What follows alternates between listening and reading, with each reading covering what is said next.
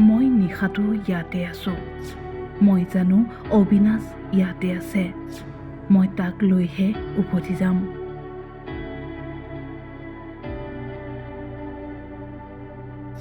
পুত্ৰক বিচাৰি ভাগি পৰিছে দুৰ্ভগীয়া পিতৃ। পদপথৰ দাঁতিতেই নিশাটো কটালে পিতৃ হৰলাল চৰকাৰে। ৩৬ ঘণ্টা উকলি গ'ল, কিন্তু তাৰ পিছতো সন্ধান ওলোৱা নাই কৃত্ৰিম বানৰ ফলত নিৰুদ্দিষ্ট জ্যোতিনগৰৰ অবিনাশ চৰকাৰৰ। পুত্ৰক বিচাৰি অপ্ৰাণ চেষ্টা চলাইছে এইজন দুৰ্ভগীয়া পিতৃয়ে। পুত্ৰক বিচাৰি নাপাই নিশাও নলাৰ কাষতে কটালে অবিনাশৰ পিতৃ হৰলাল চৰকাৰে।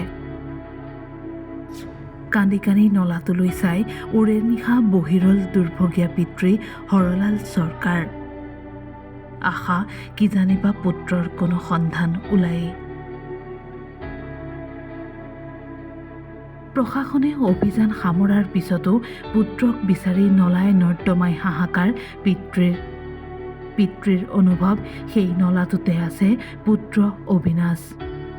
যিখিনি জায়গাত পাইছো তাতে নাম লিখা আছে, বুলি লিখি থৈ দিছো অবিনাশৰ নাম বুলি লিখি দুইবাৰতে পালো। মোৰ বিশ্বাস এইখিনি ইয়াতে মই পামে।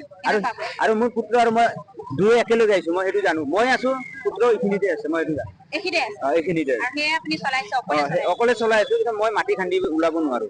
এইখিনিৰ কাৰণে মোক প্ৰশাসন লাগে। মোৰ আহ্বান চলি আছে এইখিনিতে, সিহঁতে ভালকে ধুনীয়াকে চিষ্টেমেটিক যায় মাটি খান্দি মাটিবিলাক ওলাই দিয়ক নালাৰ পৰা ওপৰত, ওলাই দিয়ে চলি নিজে ওলাই।